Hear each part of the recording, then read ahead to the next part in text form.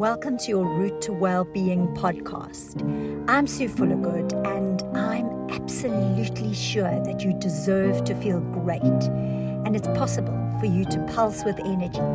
So if you're not thriving right now, or if there's something that's interrupting your thriving, then maybe this podcast is just what you're looking for. I've tapped into the knowledge base of experts in the 11 domains of well-being. Each of the experts has something that I think is part of the crucial knowledge that you need to be able to really take care of yourself. And so listen in and see if you can get that magical piece of information that's going to make the difference for you. Please feel free to share this with your friends and family, whoever you think may benefit from it.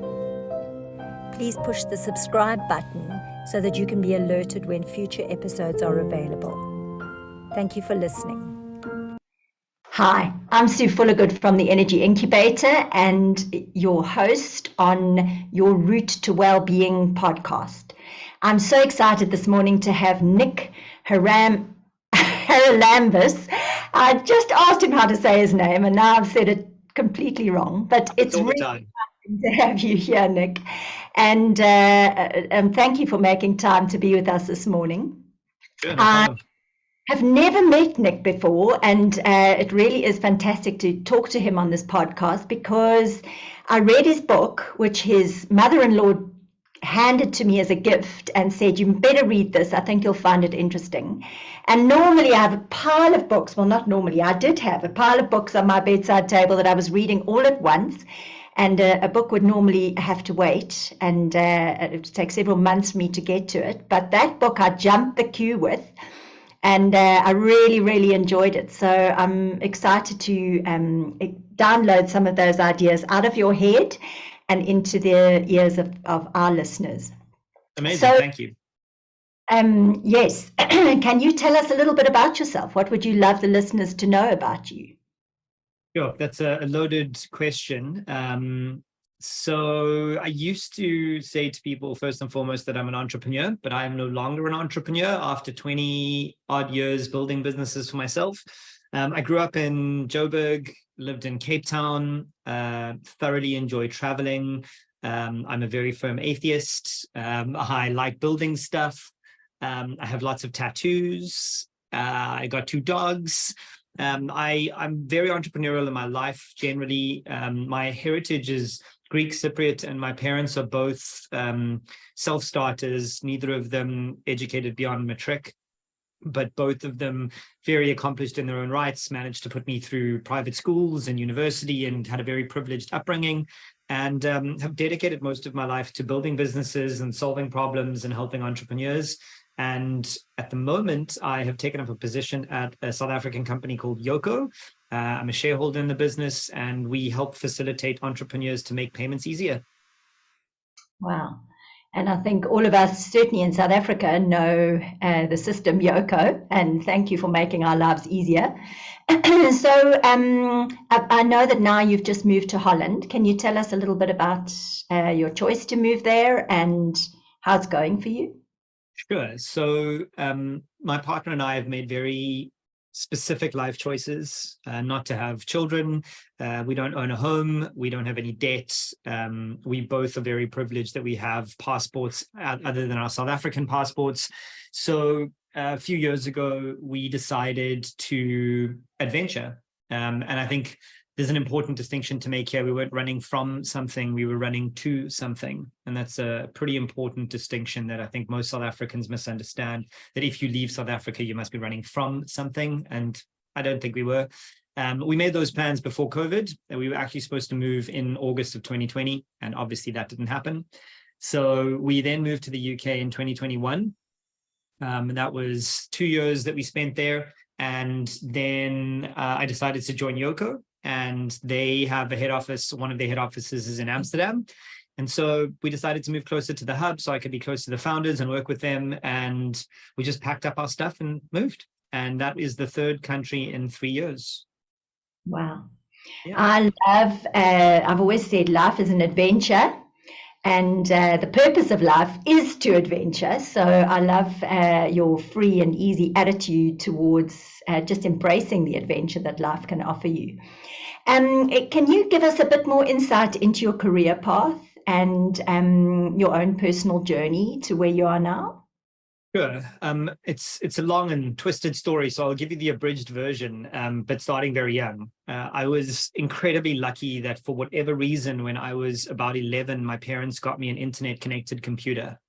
And I've done the math on that. At that time, in 1995, there were only 30,000 internet-connected computers in South Africa. So I fully understand how privileged I was to have that access. And then the second thing that happened around that time is my brother wasn't interested at all in computers. So I managed to usurp the computer with internet access all on my own, to myself in my room. I taught myself to code when I was about 11 or 12, got on the internet, started building websites just because I could and it was fun. Hacked my first computer with an online friend that I found when I was about 13. Didn't like the feeling of that, so never did that again. And then, for whatever reason, decided that I wanted to be a war correspondent and study journalism. So throughout school, that's kind of what I moved towards. Then went to Rhodes in Grahamstown, which is now called Makanda, and studied journalism, writing, philosophy, politics, and some psychology, and all the time starting businesses. So when I was 16, I started my first business at school, and then I was bitten by the bug. As I mentioned, my parents are entrepreneurs, so it was kind of always in us to do that. It's not really anything else that I knew how to do. And so then studied journalism, but also then started a band, which was a business, and promoted that for 3 years and almost got a record deal. But our lead singer chose to get a job at Unilever instead of signing the record contract. And that was literally, we were all at someone's house signing the contract. And he was like, yeah, guys, I can't sign this. I have to get a job. And he did. And the band ended. And there was another business that didn't work out. And so continued building businesses while I got a job at Vodafone or Vodacom, worked there for a couple of years, but left with my boss, who was also my lecturer at Rhodes, so kind of followed each other, and went to Cape Town to raise venture capital funding. This was about the time that the brand Silicon Cape was emerging. So we were the first non-Cape Town based startup to relocate to Cape Town to raise funding in that environment. So we raised a few million rand to start a business, and 2.5 years later, I sold that business to Mixit. And then started a consulting firm where I helped foreign businesses launch into the African continent, launched a few businesses for Naspers into Kenya, Ghana, Nigeria, and then sold that consulting firm to Imperial Logistics. And then built a retail business, a sock company called Nakari. We built that up over 7 or 8 years to 5 stores in 3 provinces, shipping in 20 countries around the world, and then sold that business, luckily just before COVID, because we had leases in malls, which would have been absolutely horrific. And then my career kind of took varying paths into Web3 technology and crypto and all sorts of other things, exited a few of those businesses, and then moved to the UK and started coaching entrepreneurs and speaking at businesses about entrepreneurial endeavors. And here we are today in the Netherlands with Yoko. So what I'm hearing from you is that starting new things, quitting this, moving to something else, is super easy for you. Can you talk to us a little bit about that? Because this podcast is all about well-being, and I'm really interested in the things that help people have better well-being. And one of them is, I think, knowing when to quit and knowing when to pivot or change. And lots of people are terrified of that, and therefore they carry on doing something long after it's stopped serving them or it's stopped being exciting for them. So give us some insight. How do you know when to quit, when to change? Yeah, the interesting thing, I've got firm opinions about failure. I don't know where they really emerged from, because this fear of failure that most people have, I think, is misplaced and does them more harm than good. And there's a lot of learned experiences around that, a lot of social pressure, and the internet has definitely made that worse, because everything you do can be seen by everyone all the time. If you think back 100 years ago, if you failed in front of your village or your town, or even just your family. Now, if you fail, your website has to be closed down. Your social media has to be closed down. Your friends know about it. They see it on Facebook and Instagram. It's brutal. So fear of failure is ever present. For me, it's just not been there. I live a very open and transparent life. It's kind of the way that I vet people is I'm me. And if you don't like my abrasive nature, if you don't like how honest I am and straightforward, then that's fine. You're just not meant to be for me. Like, we just aren't meant to be around each other. And that's kind of carried over into everything that I do. It is very difficult. I see a psychologist frequently to manage the way that I live, because it is difficult. Most people shut up and put up and move on. I just don't. If my mother-in-law has mentioned anything about me, it's probably that I have strong opinions. But I think this fear of failure that holds most people back was never an affliction that I had. I always dive into everything. I always do my best to excel at everything, but I'm equally self-aware to know what I'm good at and know what I'm not good at and know when it's time to stop. And the parameters of that are very difficult to codify, and they're different for everybody. Some people have a high propensity to experience pain and suffer through things. I count myself as one of those people. For example, I became bald in the period of an 18-month period while I was running a startup. The pressure, the stress, the anxiety gave me a stomach ulcer that put me in hospital, gave me kidney stones twice in the space of 18 months. And over that period, my hair went from being in a ponytail to bald in a period of 18 months. So my stress manifests itself very physically. At that time, I was in my early 20s, so I didn't put those things together. So I just pushed through. In hindsight, those were the things telling me to stop. Those were the things. But in your early 20s, you define success by external validation, not internal validation.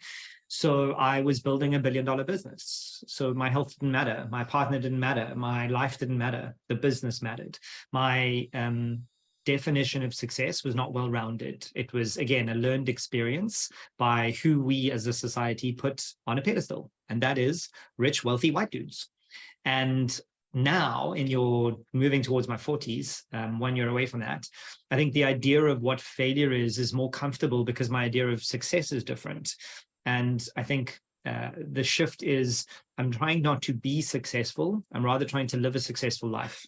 And that is a subtle nuance, but a really important one, because a successful life is a well-rounded one. A failed life is a life where you've tried one thing and you never succeed at that one thing. That is a failure, absolutely. If you try to be a billionaire and you spend all your life trying to be a billionaire and then you never get there, you've thrown away relationships, you've thrown away enjoyment, you've thrown away day-to-day living for this pot of gold at the end of a rainbow that doesn't exist.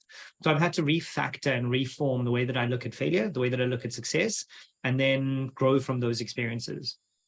Just to carry on a little bit more about the concept of failure, in my studies of trying to figure out about resilience and entrepreneurship and how this all works, I came across this really incredible idea in psychology called post-traumatic growth. And it's a really interesting concept. In all these studies done by psychologists over the last decade, 85% of respondents in these studies claim to be a better version of themselves after experiencing a trauma. That is such a key principle that in today's soft age where everything is easy, and it is, to be clear, the world is safer, we have more food, less hunger, more employment, less child mortality than the last 200 years. So the world is better today, but we feel worse. We feel worse. But it's because we're avoiding trauma. It's because we're avoiding difficult things. Post-traumatic growth is the learned lesson that if you experience a trauma, that trauma makes you a better version of yourself. If we live in a world where we're triggered by everything and we avoid everything, we never learn resilience. And this is the point about failure. The thing that I like to say about people about failure is it's not an end point, it's a through point. It's a point through which you must go to become a better version of yourself. And if you spend your life avoiding failure, you're just the same version of yourself that you were ever going to be. I love it. I love it. So there's a lot I want to unpack there quickly, if we can. Can we come back to stress? Okay, so you experienced enormous stress, which showed itself in your body quite dramatically. What do you recommend around stress? What are your thoughts around it? And yeah, give us some ideas.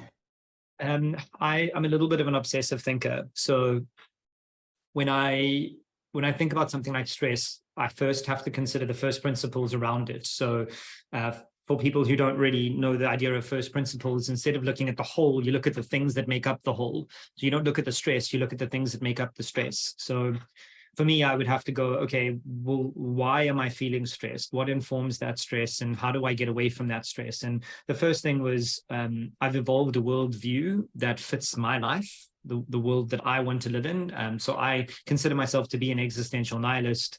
I don't think that anything really has meaning. I don't believe in an afterlife. I don't believe that you should do anything for anybody other than the things you feel are good, that make that person feel okay. That is a difficult thing for most people to wrap their heads around, because nihilism implies this listlessness and this lack of motivation to do anything. But it helps me understand that the thing I'm doing right now might be making me stressed and deeply anxious, but fundamentally doesn't matter. It fundamentally doesn't mean anything. And humans obsess over the nuance of every little detail. And I did in my early 20s. Everything mattered. Everything was the most important thing. Fundamentally, that's just not true. There are 8 billion other humans who also feel like their experience is the only one that matters in the world. That is egocentrism. And that is the human condition. We believe that we are the most important things, but it's not true. So I try and remind myself of this. I've also built a list of what I call mechanisms. So when I learn a lesson and it adds to my stress, I try and unpack it and then make it a codified thing that I do in my life, so that I can defer to this list. For me, stress builds up when I have to make lots of decisions repeatedly. So I try and remove the repeated decision-making by having rules that I live by. For example, do more, but sometimes wait. So I do like to do a lot of stuff, but sometimes it's okay to stop and wait.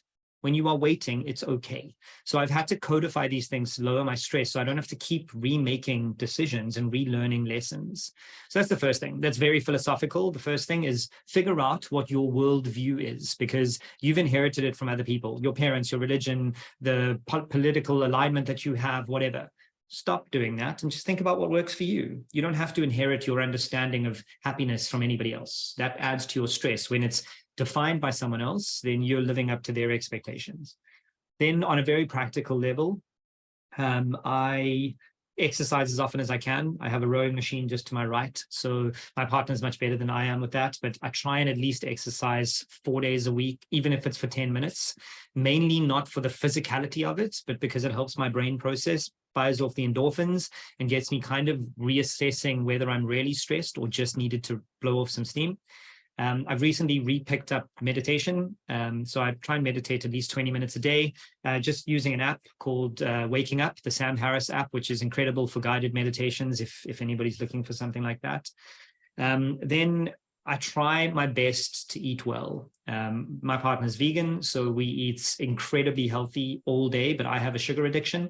So I struggle with that immensely. Genuinely, it is, I've quit smoking. I used to smoke 40 a day for 8 years. That was easier to stop than sugar. Sugar is just an impossibility in my life, frankly, because it's in everything. Even in tins of chickpea, there is sugar in chickpea. Wild. So that's, I'm very conscious of. I have dogs, so I walk my dogs frequently. That gets me out of the house. And now living in Amsterdam, walking and cycling is like part of life. So that helps. And honestly, moving a lot definitely helps my stress. I don't like to be bored, and being in a different place feeds that part of me. And then the final thing I'd say is having my partner definitely helps my stress. Having someone that really does genuinely understand me and is able to put up with my crap and then give it back to me, and tell me that I'm being ridiculous. So those things all help. There's a whole lot of other stuff, but I'm constantly trying to learn and experiment with what works and what doesn't. One of the things I'd love to tease out, because I think it's quite unique, is your attitude about not taking things too seriously. In South Africa, we have these hardy-dars, we all remember them well, that go, wah! And every time I hear a hardy-dar, I always think it's reminding me to laugh at myself and not take myself too seriously. And I really think what you're saying around knowing that it's not so important. You're just a blip in the galaxy, and it doesn't really matter that much is such a useful thing to remind yourself of. So thank you for teasing that out for us and saying it. Have you got any ways of reminding yourself that other than Hardy does, which I use? As I mentioned, I think the primary way is that I codify my worldview. Like, it's not some loose thing that I've inherited from anywhere else. I've actually written I'm looking at my nickisms now so that if we need to refer to them, we can. But the very first nickism that I have is there is nothing after this. This is the thing. So stressing about every little nuance every day is going to make this one thing that you do terrible. And that's not really a life worth living. And I just choose to make decisions that work for me. It sounds selfish, but it's not.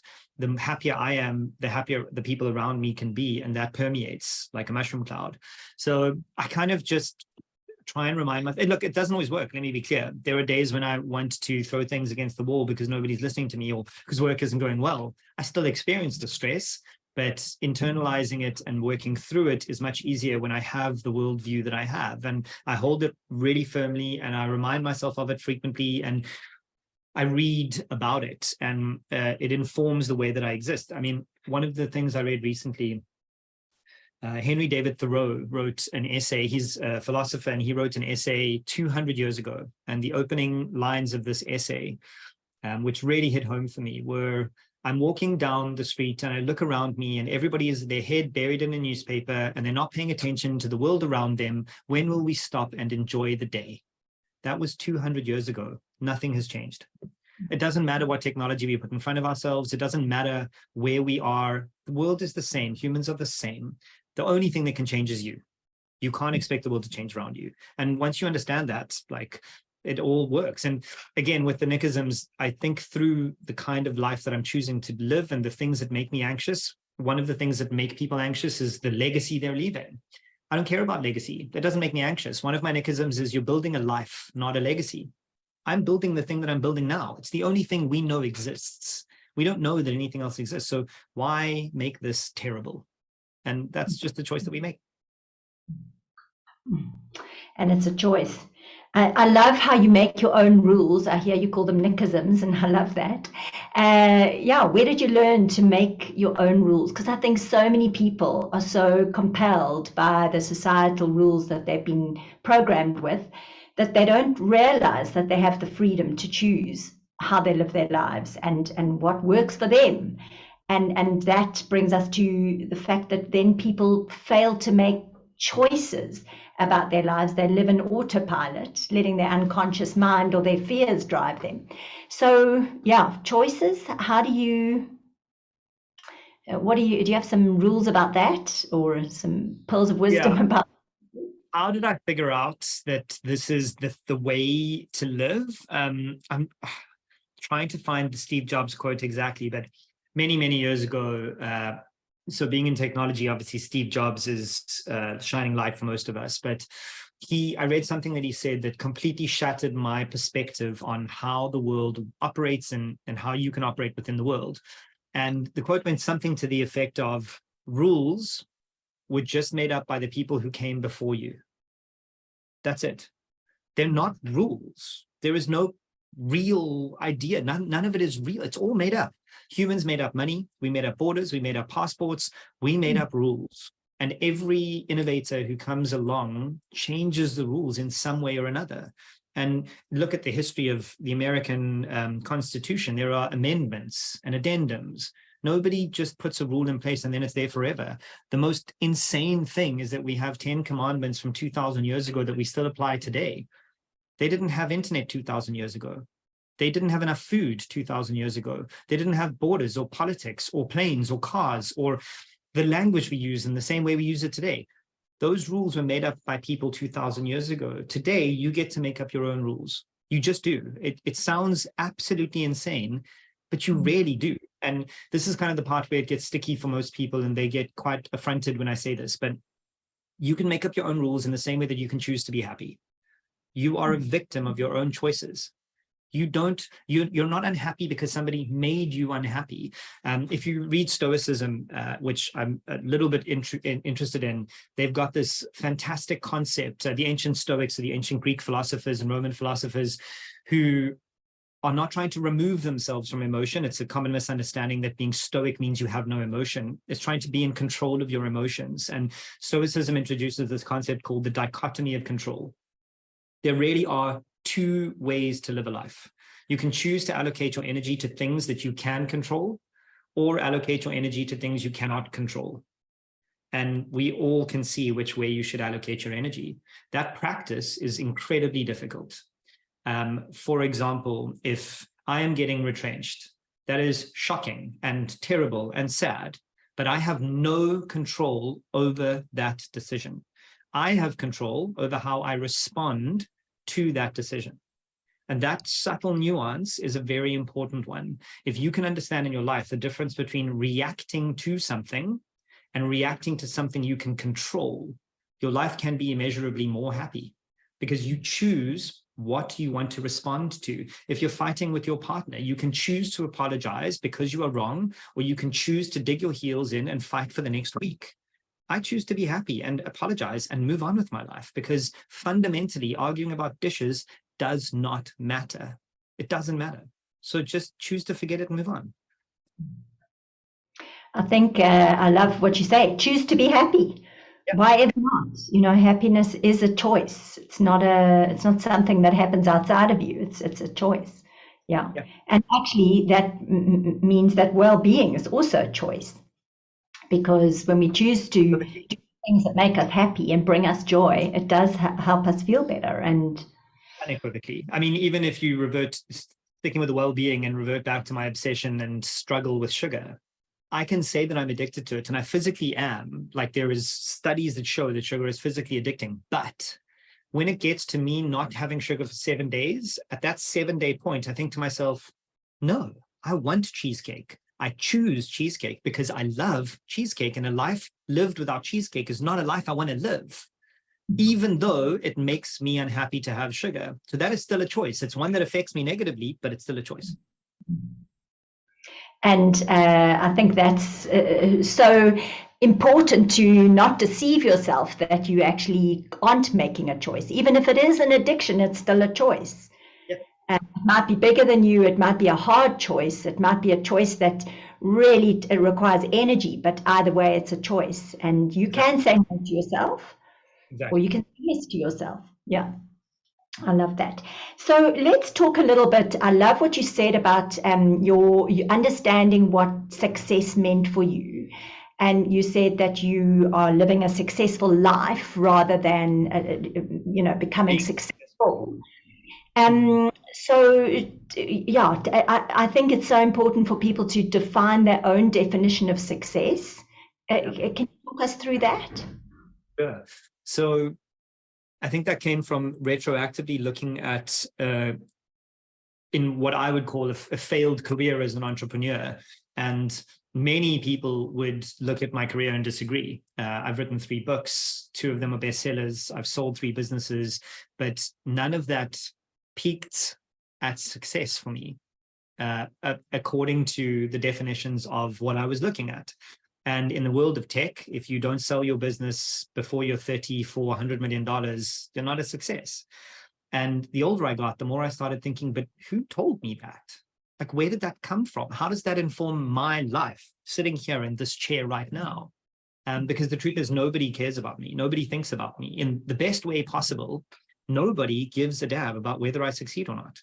And that experience of failure informed my definition of success. So what I thought would happen when I failed at the thing I skipped over in my story is, between the age of 16 and now, I've started 13 different businesses and only had 3 successful exits. I've had 10 failures in a career of 20 years as an entrepreneur. And the thing that this failures taught me is that it's that famous saying, I want to say it's an Einstein saying, but I don't believe it is. I think that's been corrected. If you judge a fish by its ability to climb a tree, it will always feel like a failure. That's exactly what you're doing when you are trying to work on somebody else's definition of success and not succeeding at that. You have to figure out what your idea of success is. And initially for me, it was, I must be a war correspondent. And then I was like, well, no, that's actually not what I want. And then it was, I'm going to be a successful billionaire entrepreneur. And then I thought, well, I'm going to have money, but I'm going to have kidney stones and a stomach ulcer and be bald and fat and unhappy and have no relationships. And then I'm going to die alone, but with R1 billion in my bank. That's not a well-lived life either. So then you start constructing bits and pieces of what you believe that could look like. And ultimately, I think that there is more than external validation to the concept of success. And we misunderstand that there is actually internal validation that matters most. And seeing a psychologist helped me more than I can tell. If anybody listening has ever wondered if they should see a psychologist, the answer is flat out yes, absolutely you should. There is no reason not to have somebody help you unpack the boxes that aren't packed in the right way in your head. The way that I try and explain it mostly to South African men who do not understand the concept of mental assistance is, if your favorite sports team has coaches for running, for passing, for eating, for drinking, for everything, and including mental health, why would you as a human also not need a mental health coach? That's what this is. A psychologist is a mental health coach. So my psychologists helped me unpack so many of the things that I was holding on that defined me and held me back from feeling like a success. And most of the time, it was just what other people thought. The number one problem I have is, if I do this, what will so-and-so think? If this happens, what will the world believe? If my business fails, what will my LinkedIn update say? And what will people think? And let me tell you, I've done that. My last business in COVID, I launched 2 businesses in COVID and a nonprofit company. And the only one that succeeded was the nonprofit. And in COVID, launched it, tried, publicly tweeted about the whole thing. It's called Build in Public. So I was building in public, buying the domain, building the website, telling people what I was doing. I had a course where I was helping people, and the business didn't work. And I thought, let's experiment. Let's tell people that it failed. And I swear, I thought that people would berate me, and everybody said, well done, good try, and moved on. The next day, nobody remembered or thought about it. So the idea of success that I'm trying to help people around me see is that if you're looking at somebody else and wanting their life, you have to remember that if you want their life, you have to take it all, not just the good things. You have to take the bad things too. And that applies to the billionaires. Imagine being 20-year-old Billie Eilish, who's got all the money in the world, but can't go to a mall or a restaurant, can't walk out in a park, can't see anybody without a guard around her. That's not the life that I want. So you have to weigh up the pros and cons of your definition of success. It requires reflection. And I think so often people don't make the time in their lives to actually do any reflection.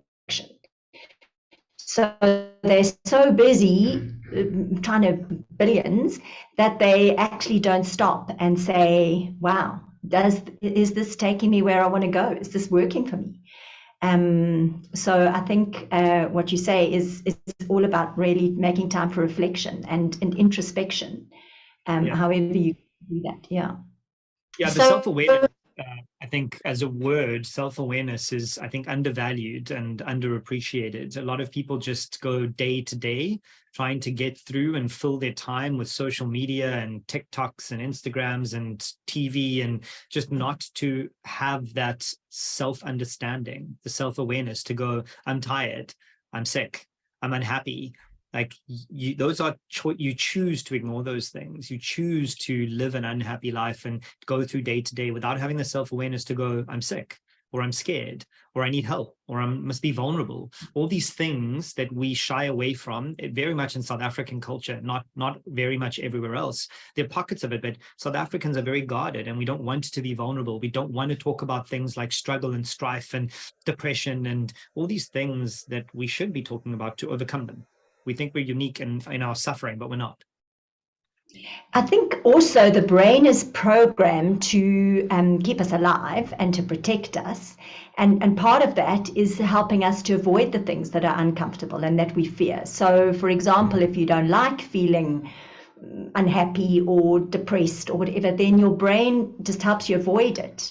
So you keep busy so you don't acknowledge that you're feeling depressed or sad or whatever. And yeah, you're unaware of what's really on for you. Your state of being is I'm glad you bring that up in that way, because you've helped me tie in why I build a worldview in my Nickisms. So I learned about the dichotomy of control and then post-traumatic growth. And I thought, okay, that feeling that you feel in the pit of your stomach when something feels unhappy or uncomfortable, like you want to avoid it.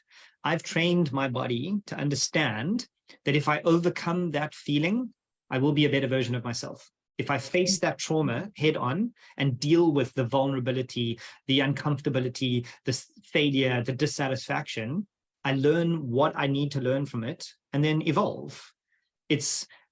We've taught our brains that avoiding the uncomfortable things makes us better.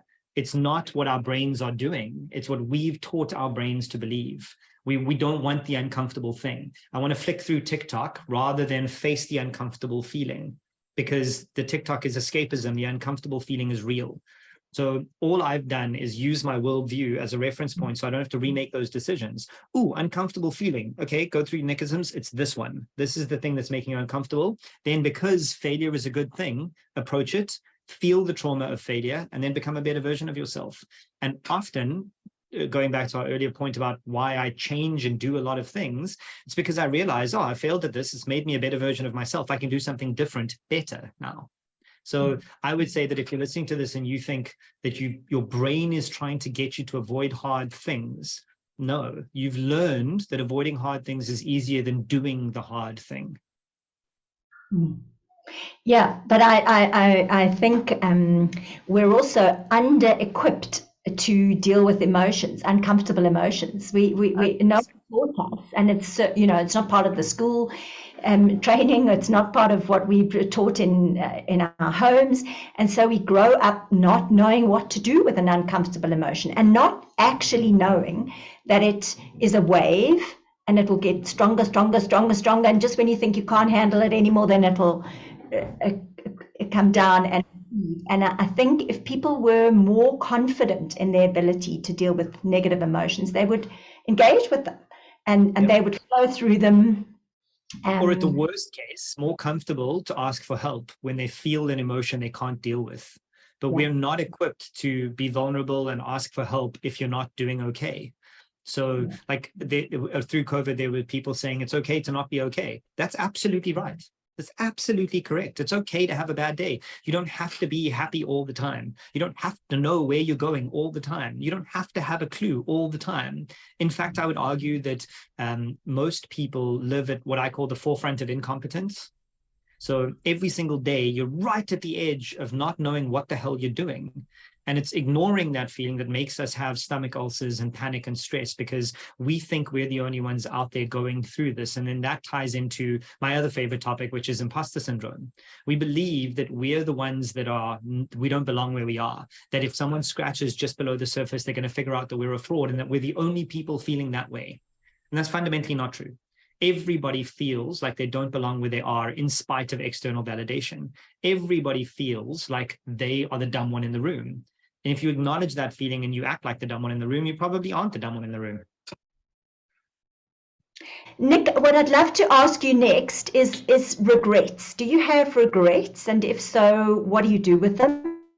And what are your thoughts about regrets? I think it's not natural to avoid regrets and not have them. I just don't obsess about them, I suppose. Most of my regrets have to do with bad business decisions that I've made or partnerships that I've been in. But to be honest, most of the way that I deal with regret is I understand the context in which it lives. I understand the outcomes of the regrets and the cause of the decision that led to the regret. So it's very analytical how I deal with the regrets. It's not like my dad was an exceptional rower in high school. He was offered a scholarship at a top university in the UK, and his parents refused for him to go. He never lived that down. He was never able to overcome that one pivotal point in his life, and it stuck with him and tarnished his life forever. He wants to move to Durban and has told me that for 15 years and has never managed to do it and regrets never doing it. So I've got a very good benchmark in my life of someone who has wanted things, never done them, and regretted them for his whole life. So I took the very early decision to maybe make bad decisions, but to understand why they didn't work out for me or why I didn't want them to happen or whatever. So analyzing the regret is a very key part, but then reverting back to that dichotomy of control, right? I can allocate my energy to something I can control, which is the life I'm living right now, or I can allocate my energy to something I can't control, which is a decision I made 15 years ago that I regret making that led me to where I am today. Then regrets often take shape because you're unhappy with the life you have today, that you can look back at that point and go, this is why I'm unhappy today. That doesn't fit in with my worldview, because today I get to make the choice to be happy, regardless of what happened 5 years ago, 10 years ago, or yesterday. I cannot control the outcome of yesterday's decision. I physically can't do it. We can't go back in time. So then my logic brain kicks in and goes, okay, well, what can you control? Well, I can control the choices I make today, because those are the ones that matter.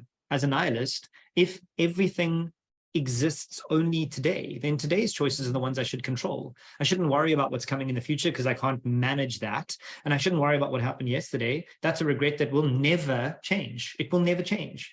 So it's, for me, a form of insanity to have regrets that change the life you're living today.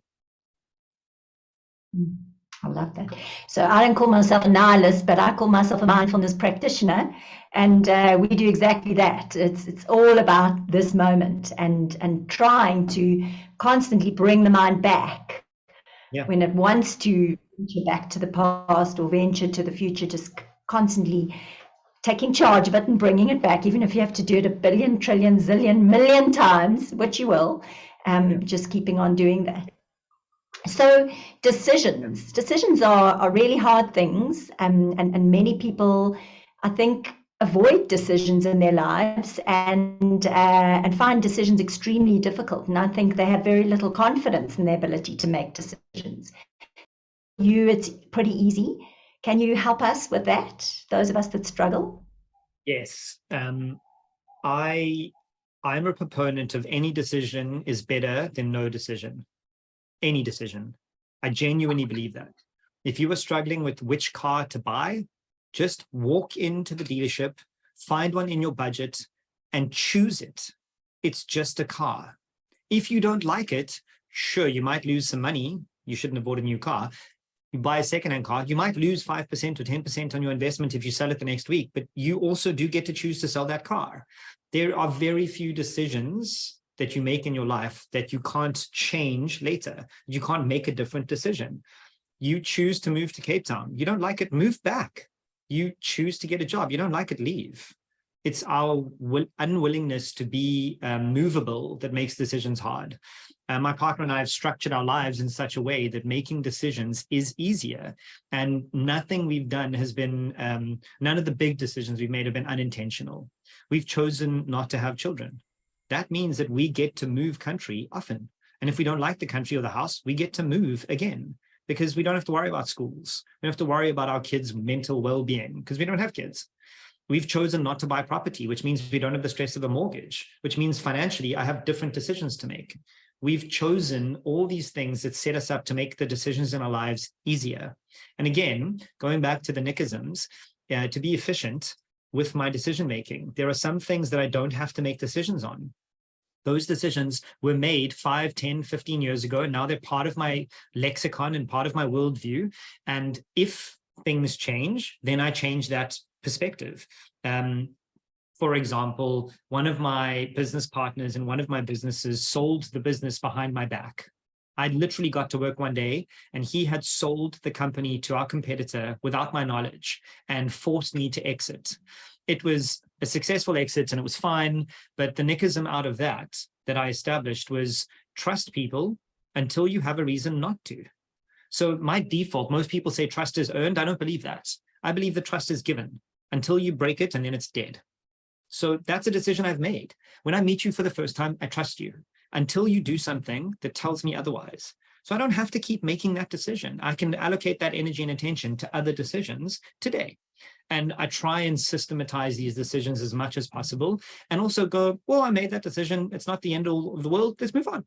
But that is not with everything. You can't accidentally have a child and then go, I don't really want that kid anymore. You can, obviously, but that's a bad decision. That's on you.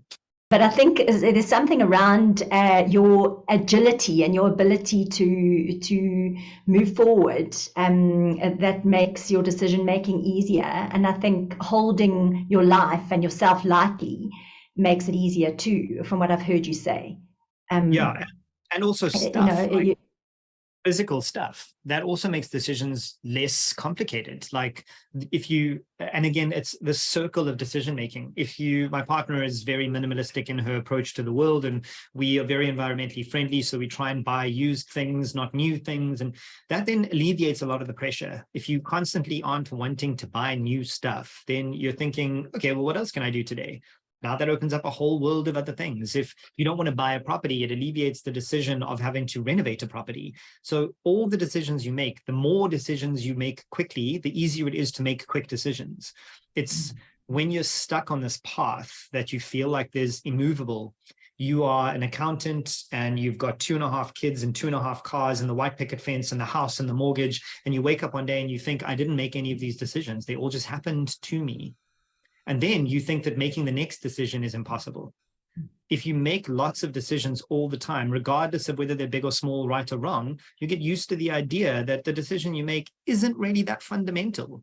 It can be changed later. So it's like, start today and you realize that tomorrow will be easier, or don't start today and the next decision will be impossible. I think a lot of people make their decisions around scarcity, around avoiding scarcity, and around trying to manifest plenty. So can you share with us your view on money as a resource or a support or an energy or whatever it is for you? Yeah, I've definitely had a difficult and complex relationship with money.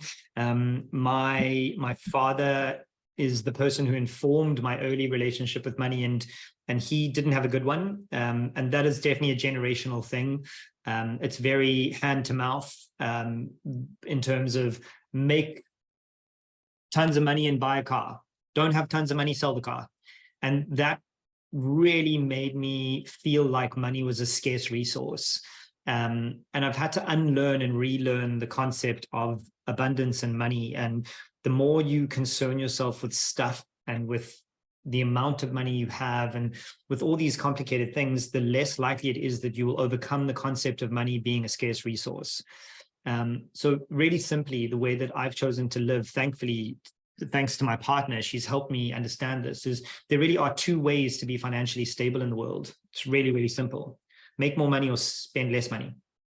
That's it. It isn't more complicated than that. And the part that people don't like when I say that is spend less money is easy to do. It is genuinely easy to do.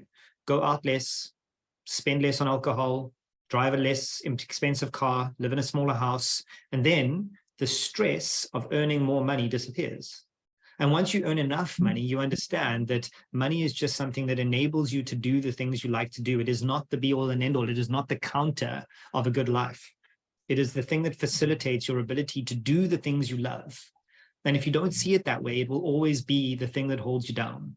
Because I know people who genuinely, I've got friends who are worth $300, $400 million who hate their lives, who are unhappy because that's the counter. And I know people who are alone and live amazing lives, but all they want is a partner. So the way that we understand what money brings to our lives is the pivotal point here, is you have to put it in context with your understanding and where you learned about money and how you interpret it and what it means for your life. And for me, for a long time, it was my benchmark of what success meant. And now it just isn't. I want sufficient amounts of money that I can do the things I like to do and live the kind of life I want to live. And that's it. Like, I have no intention of retiring. I have no intention of not doing cool things. So why do I need to accrue as much money as physically possible? I don't know. I think there's something around this word enough. And it's difficult to know when it's enough when it comes to money, because our egos and brains, by definition, it's never enough.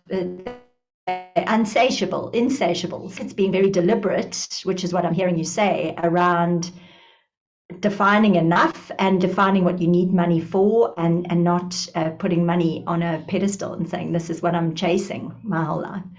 Yeah. And that makes such a difference to your mental and physical health and your well-being. So absolutely. I don't know to mention here, like, I don't want to speak out of turn with my brother, but my brother struggles with the comparison syndrome, that his version of enough is whatever somebody else has. Do I have enough in relation to someone else? It's a relative feeling of enough. And this goes back to our conversation about defining success. If your definition of success is learned from your friends who are all 100 millionaires, you will never be happy. You'll never have enough until you have more than them. But if you stop and take a second to understand what you want out of life, what is your worldview? What do you want to achieve?